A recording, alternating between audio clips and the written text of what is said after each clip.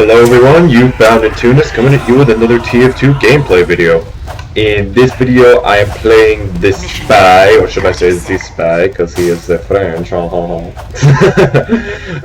this video I'm playing the spy using just a regular knife, the Cloak and Dagger, and the Ambassador. Which I do have Festive. I'm sorry. The Cloak and Dagger is probably my favorite invisibility watch for the spy, and probably the one I use a solid 99% of the time, because I use the Dead Ringer, the other 1%, and I never use the invisibility watch. With the Cloak and Dagger, you need to be more patient, considering the fact that when you move around with it, like, its cloak drains faster than the invisibility watch. It's more of like a weapon you need to be patient with, like one you can sit around and wait for people with, like a real spy would, you know? Alright, so I see a soldier here, easy backstab. Actually missed the first time, but I still managed to get him. And then this medic actually kills me with his Uber Saw, which is good for him. Alright. I'm glad I'm coming at you with some spy gameplay, and more because spy is one of my favorite classes. Like, my other favorite classes being the sniper and the scout. But I'm really happy that I'm getting to show you guys a game mode that's not King of the Hill. I've been doing a lot of King of the Hill gameplays, as you know, so if you've been watching my videos. Alright, so I died there, just doing the respawning thing that most video games do. I like, what's this map? I love Well. I think it's a great map, great control point map, and it's one of the better scout maps, along with maps like Granary. But it's also a good spy map, because I think I'm fairly successful in this video. Alright, so just doing the basic thing, getting behind the enemy. See a medic. Get the stab. The spy is probably the hardest class to learn in this game if you're new to Team Fortress. It takes a lot of practice and experimentation with weapons and whatnot. Also, you need to know the character's movements well. And by that meaning knowing where someone is gonna be like this spy. I didn't know he was gonna be there, so I was just flailing my knife around instead of being able to get a good stab on him. You need to it's pretty interesting. You get to get the viewpoint from see what they're doing but when they're not actually fighting, see what the enemy's doing when they're not actually fighting your team. Like a real spy would. It's kind of interesting. I'm not saying Team Fortress 2 can train you to be a spy, as we do already win the round here, but you get the idea. It's just fun video game experience kind of thing, you know? But it's nothing like a real life experience, I would assume. So that round was kind of short, so I put in another one for you right here. And I like the Festive Ambassador, because, I mean, I know the whole thing's not covered in lights and that there's only one light on the front, but I like how it has a slick black design, you know? I don't know why, but I like it. Maybe just because it's a unique kind of weapon, that being... What am I trying to say here?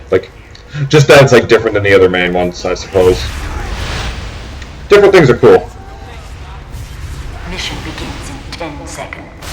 Alright, so now we're just waiting for the doors to open. Always watch out for the trains on this map if you need me to say that. Just basic thing, you don't get in front of a moving train. That's... there are video game logic things, don't jump in the lava, try to not walk in the lava, and then there's basic real world things, don't get in front of a moving train. It's the same thing with lava, but where are you gonna find lava? You know, in real life, there's not many places. Alright, so I get us down on the engineer here, and the power was able to get to this medic, so I start flailing my knife at him, but he actually gets a quick crit on me and kills me. I was really not expecting him to do that. So it was lucky of him. I mean, random crits are one of those things in video games where you love it when it happens to you, but when someone actually gets a random crit and uses it to kill you, you'll rant about it, you know? You'll be like, oh, why are random crits in this game? I hate random crits, rabble. But when you get one on your side, it's oh yeah, you got a random crit, I totally smoked that guy. Control point is being captured. You get the idea. Alright, so I notice I'm entering a big area here, and that's when you're going to want to cloak firsthand. When you're in a big open area where people can easily kill you, or where people can easily see you, you're going to want to cloak in advance there. So I see a mini sentry, get the quick stab, and make sure you don't touch anyone when you're invisible. Of course. as I do get killed. I've never seen this weapon before this match. It's like a drum of meat. It's probably like a promotional item. Valve does a lot of promotional things, if you didn't know. Like, maybe some old promotional thing, because I haven't done anything like that recently. But I had never seen that weapon before this match, and I thought it was pretty funny, that Demo Man just charging around the map, killing people with a leg of lamb, or cow, or zebra, or whatever the fuck it is. But either way, still just a funny weapon. I love this game.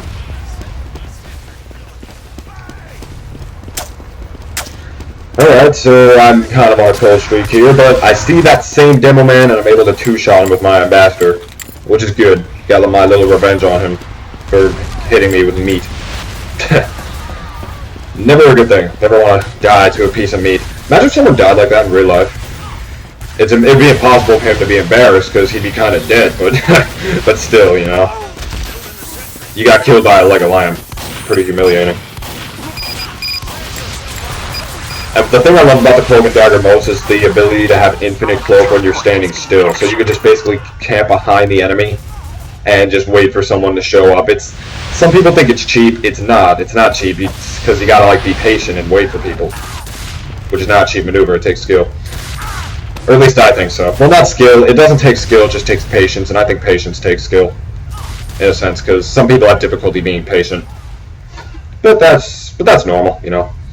So right now, we haven't capped the second point yet, but I'm standing here on the last one. I'm actually waiting the back cap. I'm waiting for my team to capture the point, and the second they do, I'm going to decloak and quickly back cap the point. But I think now would be a good time to talk about the news I need to share with you guys. It's about my montage that I'm making, and Pinnacle Studios can't speed up or slow down a high-resolution clip like I get from TF2, because Fraps records in high resolution, I should say.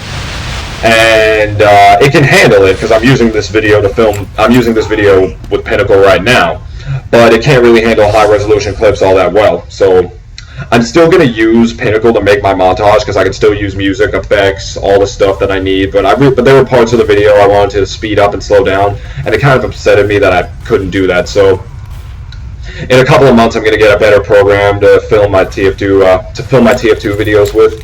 But really, it's not a problem filming Team Fortress videos. I mean, I'm filming this one right now. It's just montages are going to be a difficult thing to do if I want to speed up or slow down the clips.